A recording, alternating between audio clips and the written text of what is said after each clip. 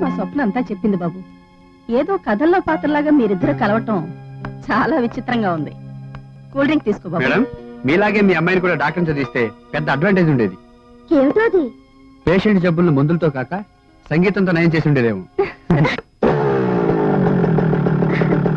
Bye.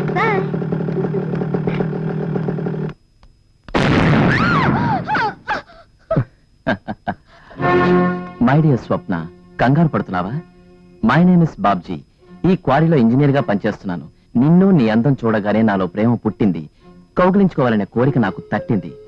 అందుకే బాంబుని పేల్పించాను. నిన్ను నా కౌగిట్లోకి రప్పించాను. తిట్టుకో కొట్టుకో, నేను నిన్ను ప్రేమించడం మాన్ను. నువ్వు నన్ను ప్రేమించి తీరాల్సిందే.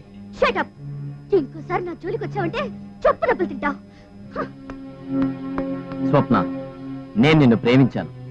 బతికితే ఇద్దరం వైఫ్ అండ్ హస్బెండ్ గా బతకాలి, లేదా ఇద్దరు కలిసి చావాలి. అప్పుడు దాకా నేను నిన్ను వదల్లో. ఏంటి బాబు, చూసావా? కౌగిట్లోకి రప్పిస్తానని చెప్పాను, రప్పించాను. నాకు అలా అనిపించలేదే. ఏదో వార్నింగ్ ఇచ్చినట్టు. బయటతల్లి, చంపేస్తాను.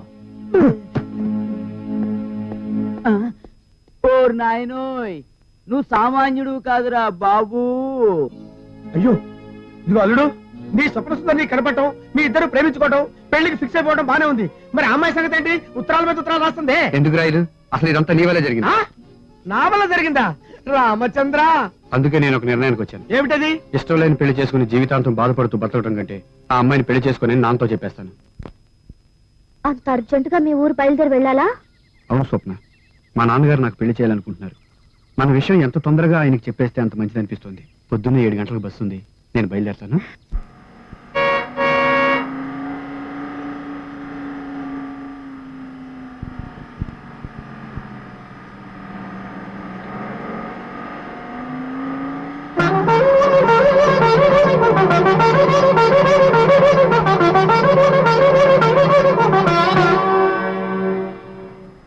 అల్లుడు, ఊరుకో. బాధపడితే ఏం ప్రయోజనం? మన చేతుల్లో ఏముంది? ఏది ఎలా జరగాలో అలా జరిగి తీరుతుంది. Break down. దిగండి బాబు, బస్సు రిపేర్ అయ్యే వరకు కాస్త చెట్ల కింద కూర్చోండి. ఆగిపోతూ ఉంటాయి.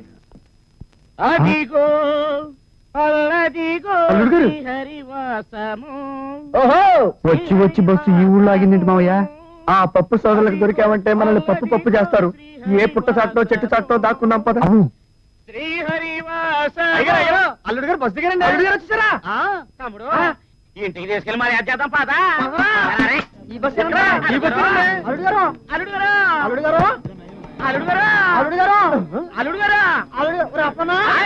ఆడు విధంగా వచ్చారన్న కలగన్నామంటా. కళ్ళరా చూశానండి. చూచా మరి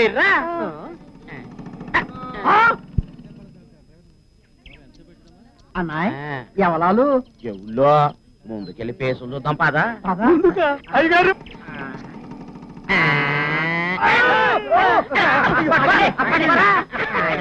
ఇదేంటి అల్లుడు గారా అట్లా సిగ్గుపడి దాక్కున్నారు? దాక్కుంటారు కదండి. మాకు తెలుసులేండి, మొన్న మీరు మా అమ్మడికి ఉత్తరం రాశారు కదా, ఆయన మీరేదో త్వరగా వస్తారనుకోలేదండి. అది కాదండి. ఊరుకోనా అబ్బాయి గారు? అన్నాయ్, మన అమ్మని చూడకుండా ఉండలేక మన సక్కలాగా ఎత్తుకొచ్చేసారు. అది కాదండి, బస్ ఆగిపోతే బ్రేక్ డౌన్ అయితే. అయ్యో లేదు, అవును లేదు. పాదండి మన ఇంటికి వెళ్దాం. ఎందుకు? మర్యాదలు చేసుకోవాలి కదా. నిజంగా ఆయన వస్తున్నారా? ఉత్తరం వేసావు కదా, రిప్లై కార్డు లాగా వచ్చేస్తున్నాడు. నిన్ను వదిలి ఉండలేడే పిల్ల. బస్సు ఆగిపోయి ఉండదు, అతనే ఆపేసి ఉంటాడు. అంతేనంటావా బామ్మ? అంతేనే వెర్రి మొహమా. చూడు, నేను చాటు నుంచి అతని ఫోటోలు తీస్తాను. పెళ్ళయ్యే వరకు ఆ ఫోటోలు పక్కలోనే పెట్టుకుని పడుకోవచ్చు. బాబమ్మ సిగ్గుపడతారు ఏంటంటే రండి. అది కాదండి, మేము ఇక్కడే ఉంటే బస్సు రిపేర్ అయి వెళ్ళిపోతున్నాము. మేము దగ్గరే ఉండి. మంచోరే, మీరు బస్సు దగ్గర ఉంటేనే మరమ్మతులు ఇదే ఏంటంటే. అయినా మీ మనసులో మాట మాకు తెలిసిపోయేదండి. కూకోండి, రండి రండి చెప్తాను. కూకోండి. మళ్ళీ మా ఆచారం ప్రకారం కలకాలం గుర్తుండేలా మంచి మర్యాద చేయాలి కదా. ఏమండి, ఈసారి అమర్యాద అనుకున్నా సరే ఆకు మీద తేనె నాకడం గానీ గ్లాస్ లో మజ్జిగ తాగడం గానీ చస్తే చేయను. సరే కానీ కనీసం కుర్చీలోనే కూకుంటారా? అది లేదా? కుర్చీలో కూర్చోడానికి ఏముందండి, దర్జాగా కూర్చుంటాను. మారాలి.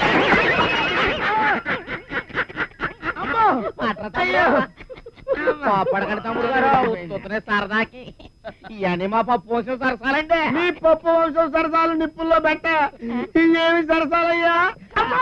ఏంటండి బాగా నొప్పిగా ఉందా? బాగా నొప్పంటారంటండి బాబు, నడిమిరికి 2 పూసలు రాలిపోయినాయి. ఓ అంతేనా?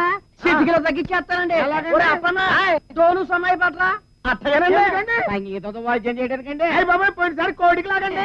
సేమ్ టు సేమ్ అండి. అన్నా ఎత్తేసుకో. అయ్యా, అయ్యా, అయ్యా, అయ్యా, అయ్యా.